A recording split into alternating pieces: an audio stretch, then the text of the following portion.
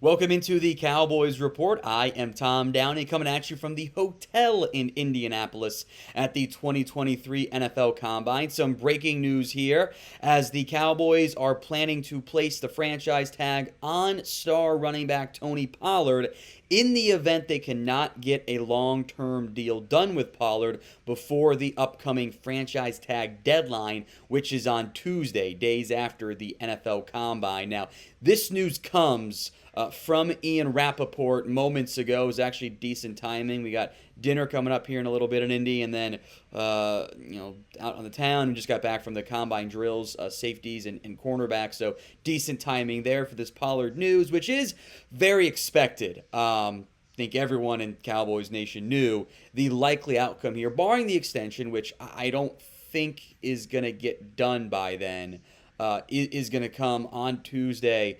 10.09, so 10.1 rounded up there, I'm looking at Stephen Jones on the big screen right now at the Combine with Will McClay. I don't think that's going to get done. I can't say I'm too terribly surprised. Timing makes some sense, too, because Stephen Jones was in the beginning of the Combine, left midweek, got back in town in time for all the drills there. Jerry was delayed. And then the storm in Dallas, hope everyone's okay, by the way, everyone out there who lives in Dallas watching, delayed him a little bit more. He didn't get in until later today, so I think their normal timeline is a bit pushed off from that standpoint. Pollard was always the obvious franchise tag candidate. The Jones boys did not shy away from indicating that they had a very real possibility of putting that franchise tag on Tony Pollard. That just makes sense. He was the big free agent there. The money for Leighton Vander Esch and Donovan Wilson and Dalton Schultz were always going to be a little bit on the high end to make that work. So Pollard getting the franchise tag, assuming that's what ends up getting done here officially, formally, closer to Tuesday, isn't really that big of a surprise. And it's one we've had time to think about there. It's $10 million. It's a lot of money for a running back for 1 year, even though he's a damn good one in Pollard. So do you like this move? That's going to be today's pinned comments if the ad break comes here on YouTube. Take advantage of it. It's Y for yes, N for no. Do you like franchise tagging Tony Pollard? If the ad break comes on YouTube, ignore it. No one cares. Head down to that pinned comment and let me know. Y for yes, N for no. We've spent a lot of time on Pollard, as I bumped my monitor for the third time today. We knew this was going to be the likely outcome. It's not a huge surprise, kind of like Josh Jacobs getting franchise tagged today, or the same report basically, but different player. Wasn't a huge surprise from that one. You know, the Jones like to do their meetings with agents here at the Combine. Again, I think the timing kind of got pushed back a little bit there. They'll meet with Zeke's side.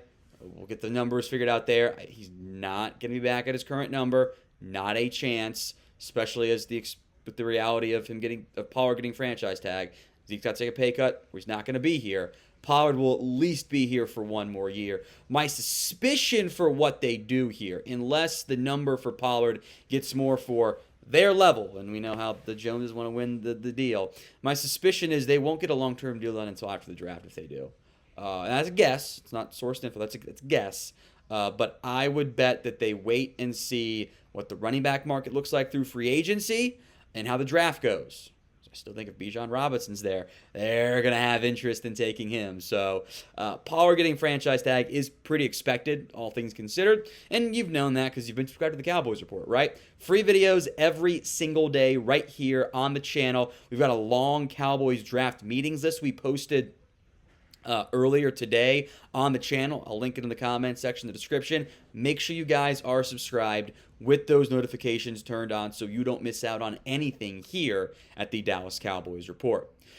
Obviously, Pollard stuff was pretty well known. I don't even think we need to go that far in depth on it beyond, hey, he's going to get franchise tags. We'll see if a long-term deal gets done. I do want to make note of what this means for other players who are going to be free agents. It's Dalton Schultz, Leighton Vander Esch, Donovan Wilson. Terrence Steele, by the way, is a restricted free agent, so I don't think you have to worry about him going anywhere. I think a first-round tender is what they're going to apply to him. The first-round tender, second-round tender difference is like 1.5-ish million. Maybe it's a little bit more than that, 1.8 something. just give him the first-round tender. Even coming off the injury, rehab's been going great for Terrence Steele. He's not going to go anywhere this year. He'll be back in Dallas, hopefully starting in time for Week 1. Remember, Steven has said Pollard and Steele will be good to go for training camp. I believe that for Pollard, even though the Cowboys love to lie to us about injuries. I believe that for Tony Pollard. I'm not 100% sold on Terrence Steele's standpoint. I think that might be a little bit different for that one there. But Vander Esch, we'll see about the market for him. We hit this a little bit on today's video, but I'll go a bit more in depth here. We'll see about the market. I think the medical history for his neck and whatnot is a potential red flag for him long term. That will continue to be a potential issue overall. But I think Dallas wants to bring him back. I'm most worried about Donovan Wilson. You paid Jaron Curse, you paid McClay. You can cut one of those if you want to help bring back Dono. But this is Wilson's best shot to get the bag. He's coming off a great year. He's had his own injury problems, by the way. If the Cowboys historically have not been a high investment team when it comes to safeties, which makes me think that they are going to let him test the market, see what happens. They did that with Jaron Curse, and Curse didn't get what he was wanting, and ended up coming back. They played a dangerous game there. I think they'll play it again with Donovan Wilson, Leighton Vander Esch. I think Dalton Schultz is gone. I think the Cowboys saw enough from Jake Ferguson, Peyton Hendershot. They know this is an awesome tight end class. They don't have to break the bank for Dalton Schultz, and frankly, he's a good player, and he's a great example of don't pay good players great money. I get Austin Hooper vibes, who was great in Atlanta, wasn't nearly as good elsewhere in Atlanta or in Cleveland, and his career's kind of faded out there. But it was a great draft pick, both Hooper and Dalton Schultz. So I don't want to pay him big money, and I don't think the Cowboys are going to pay him big money either. But Pollard coming back does lock in the Cowboys. Their only real fast player on offense. They have no speed, and I desperately want speed on this Cowboys team next year. They need more of it. You can't trot out Tony Pollard, CeeDee Lamb, who runs a 4.5 and is a great football player, don't get me wrong, but he's not an elite burner. They don't have one of those guys on this team. You had a fast guy in Amari Cooper, you dumped him, haven't replaced him yet. T.Y. Hilton was once fast, but he's a bit older now, and I'm not sure he's going to be back. You don't use Kevontae Turpin on offense. Maybe that changes. Pollard coming back gives you the only fast guy you actually have, real speed, back on your roster for 2023. For those of you wondering, 2 first-round picks, no one's going to do it. You'll give Pollard the non-exclusive franchise tag, and 0 NFL teams out there will give up 2 first-round picks to acquire him. So just keep that in mind here, and make sure you subscribe to the Dallas Cowboys Report.